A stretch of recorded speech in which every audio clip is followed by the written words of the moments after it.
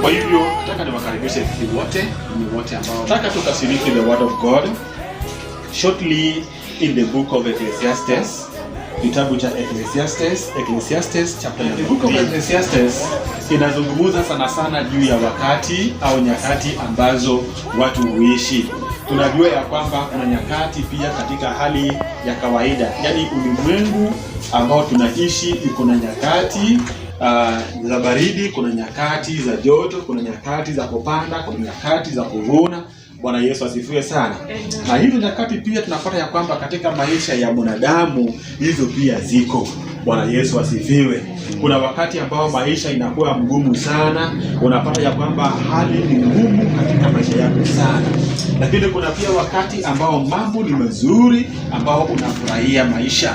Pengine uko na pesa au afya yako iko sawa and kila kitu ni shwari. Bwana Yesu asifiwe sana. Na hiyo yote Biblia inasema ya kwamba ina fall katika maisha ya mwanadamu.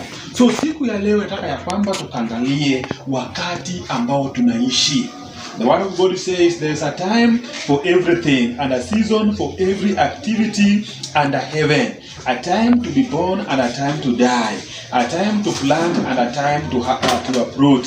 A time to kill and a time to heal. A time to tear down and a time to build. A time to weep and a time to laugh. A time to mourn and a time to dance. A time to scatter stones and a time to gather them. A time to embrace and a time to refrain. A time to search and a time to give up. A time to keep and a time to throw away. A time to tear and a time to mend. A time to be silent and a time to speak. A time to love and a time to hate. A time for war and a time for peace. So, he is just sample of the times that the world has gone through. This is the example of a time that even we human beings we go through. Bwana Yesu asifiwe sana. Wakati ambao sisi wanadamu tunapitia katika maisha, tunapoishi hapa duniani, tunapitia mambo kadha wa kadha. Bwana Yesu asifiwe sana. Nataka niongee juu ya wakati moja ambao is called the time of planting. Bwana Yesu asifiwe sana. The time of planting, yani wakati wa kupanda au wakati wa kuweka foundation. Bwana Yesu asifiwe sana. Wakati ambapo mtoto mdogo anaenda shuleni, hiyo ndio wakati anaweka foundation. Au hiyo ndio wakati mzazi wake anamwekea foundation. Bwana Yesu asifiwe sana. So that is a time of planting in short. Wakati ambapo mtu anaanza maisha, haleluya, tuseme ya kwamba katika maisha ya ndoa, it is a time of planting, anaweka msingi mahali pale. Bwana Yesu asifiwe sana. Wakati mtu amepata kazi, it's the beginning of a new life. So wakati huo anaweka foundation. It is a time of planting. Bwana Yesu asifiwe sana. Na wakati wowote ambapo mtu anaweka foundation, mambo haikuangi mzuri sana, kwa sababu ni wakati wa kuanza mwanzo mpya. Bwana Yesu asifiwe. Wakati wa mwanzo mpya mambo haikuangi rahisi. Haleluya.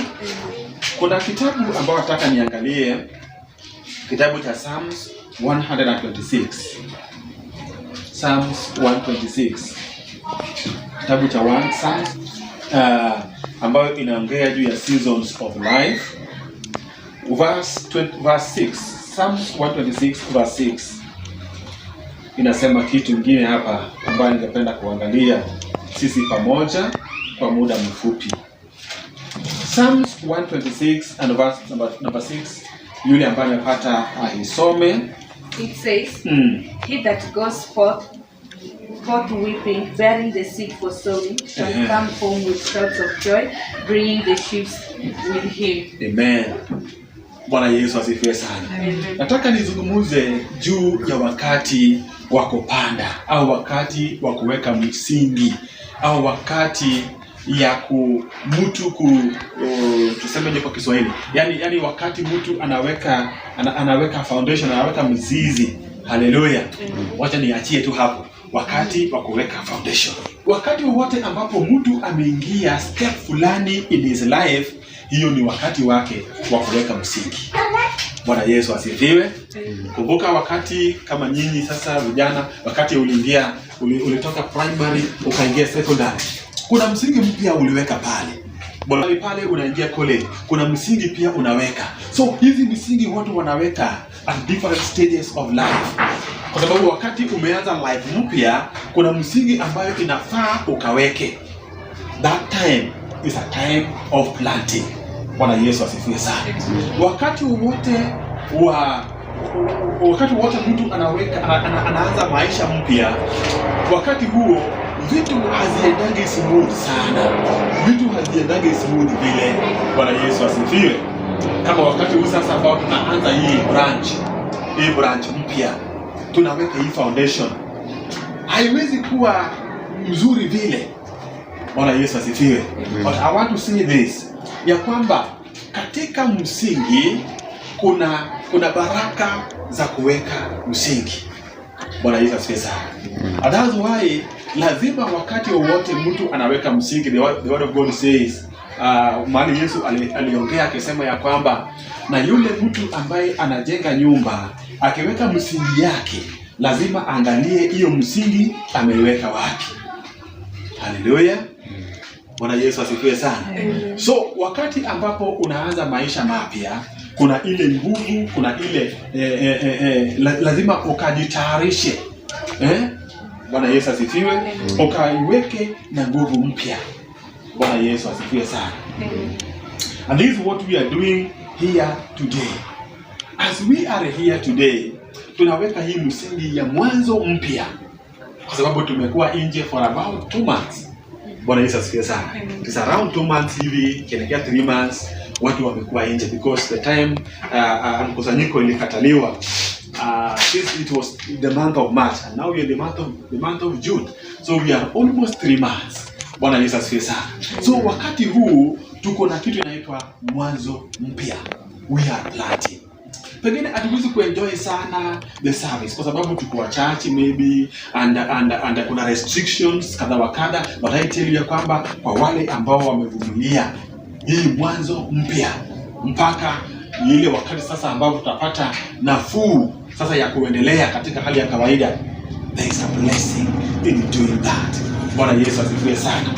Mkulima ambaye anaenda shambani kupanda, haleluya, kuna vitu ambazo lazima akavumilie. Kwa sababu wakati ambapo anaenda na mbegu ya kupanda, kuna possibility ya kwamba sio wote ambao wanaenda kupanda wako na vyakula vya kukula. Bwana Yesu asifiwe. Pengine hii mbegu ambayo alikuwa nayo ndio ile tu ambayo pengine angekula. Hiyo ni mfano natoa. Bwana Yesu asifiwe. Kwa sababu hakuna imani ya kwamba ile mbegu ambayo imepanda itamea na itakuwa na siku moja atasikia vizuri. Bwana Yesu asifiwe. Kwa hivyo sisi kuna wakati ambao lazima tujitolee katika hii hali ya kupanda, ya kuanza mwanzo mpya. But as we go on, hallelujah, as we move along, we meet with the blessings of God. Bwana Yesu asifiwe sana. We can only meet with the blessings of God when we endure, when we persevere, when we become patient. Bwana Yesu asifiwe. So the farmer who goes with the seed, with the seeds to plant, the word of God says, he is weeping. Kwa nini anawip? Anawip kwa sababu unapata kwamba anaamka asubuhi, pengine hajakunywa chai, pengine hajakunywa hata uji, lakini anaenda kufanya nini? Anaenda kupanda.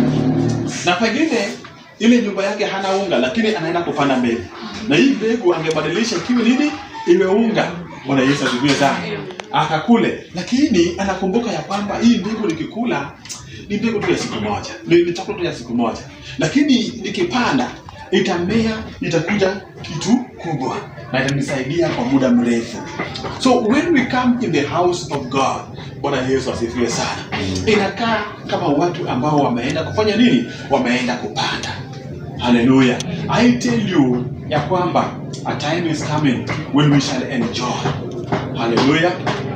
There's a life that God is preparing for us. There's a life, a kind of life na ambayo Mungu ametengeneza, ametayarisha kwa ajili ya maisha yetu. Na tunapovumilia, God says ya kwamba tutarithi matunda ya kuvumilia. Tutapata mema ambayo Mungu ametuwekea. I want to read the book of Galatians chapter number 6. Kitabu cha Galatia chapter number 6. Galatia chapter number 6. And verse number 9. The Bible says, yule ambaye Collins umepata, unaweza kuisoma. Galatians 6 from verse number 9. Wacha nikaisome. The word of God says, and let us not become weary in doing good, for at the proper time we shall reap a harvest if we do not give up. So a harvest, hallelujah, is only after doing good and not giving up. So when we are here, tunatenda mema in the presence of God, because God wants us to worship Him. God wants us to live for Him, to acknowledge Him. Yaani Mungu anataka ya kwamba tukajue ya kwamba yeye ndiye mwenye nguvu. Bwana Yesu asifiwe sana. Tukajue ya kwamba yeye ndiye mwenye uhai huu ambao tuko naye. Tukajue ya kwamba yeye ndiye hupeana chochote ambacho tuko nacho.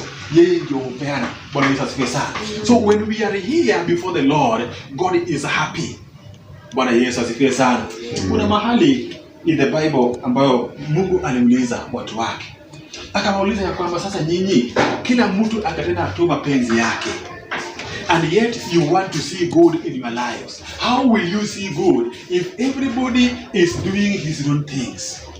But when we come here in the presence of God, we are doing the will of our Father. Bwana Yesu asifiwe sana. Because yeye ametuambia ya kwamba na tukafanya mambo zetu kwa siku 6, lakini siku ya 7 tukaitenge kwa ajili yake. Bwana Yesu asifiwe. So katika maisha yetu Mungu anataka ya kwamba tukatambue ya kwamba hata siku ambazo tunaishi yeye ndiye amefanya nini? Ametupatia.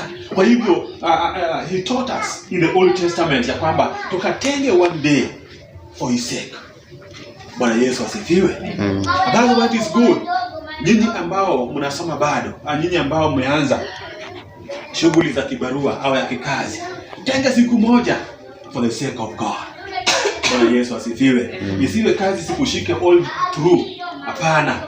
Ukakumbuke ya kwamba Mungu alipeana siku 6 za shughuli zetu.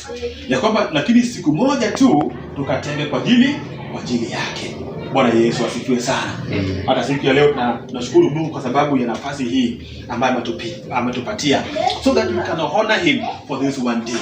Out of 7 days, we take one day to do what? Just to thank God, to lift his name, to do good for his sake. Bwana Yesu asifiwe. Biblia inasema ya kwamba pesa zote ambazo Mungu ametupatia na tuchukue tu only 10% tukampatie. Tukajua ya kwamba yeye amefanya nini? Ametupatia hizo fedha. Bwana Yesu asifiwe sana. Amen. Hii time yote ambayo Mungu ametupatia, he has given us 24 hours. And let's take a portion of time just to thank God. And that's why God wants us to pray. Hallelujah. When we go to sleep, we do what? We pray. When we wake up, we do what? We pray. We are taking our time. Hallelujah. Tunapokuwa katika nyumba zetu, tuchukue a moment. Tunaweza kufellowship the word of God. Just reading the word of God. Just meditating upon the word of God. We are taking our time. Bwana Yesu asifiwe sana. So, nasema ya kwamba sio kazi bure. Hii yote tukifanya sio kazi bure. Kwa sababu anasema ya kwamba na tukifanya bila kuchoka. Let us not be weary. Ile shida ambayo inasumbua watu wengi ni kwamba huwa tunachoka kwa haraka. Lakini Mungu anasema ya kwamba if we shall not give up, hallelujah, we shall reap a harvest. Hallelujah. Wacha nikasome. And let us not be weary in doing good, for at the proper time we will reap a harvest. if we do not give up. So wapendwa, a harvest is there. Kuna kuharvest, kuvuna, isipokuwa na kuchoka. Lakini tukichoka njiani, tunakosa yote ambayo tumefanya nini? Tumetenda. That's why the word of God says ya kwamba, and he who keeps on doing good until the end will be saved. So it means ya kwamba, if you do good but you reach a time that you give up, you may not reap the goodness that God has promised. But he who does good until the end will reap a harvest. Bwana Yesu asifiwe sana. Najua kwamba sisi wote tunataka ya kwamba tukavune mema. Haleluya. Sisi wote tunataka ya kwamba tukavune mema. Sisi wote tunataka ya kwamba tukaone mema. Bwana Yesu asifiwe sana. Sisi wote tunataka ya kwamba tukakule vizuri, tukavae vizuri, tukatembee tukiwa na nguvu, tukiwa na uwezo, tukiwa na ushindi, tukiwa na afya. Bwana Yesu asifiwe sana. Hii yote haishindi Mungu. Mungu anaweza, lakini tuendelee na kufanya nini? Kutenda mema bila kuchoka. Bwana Yesu asifiwe sana.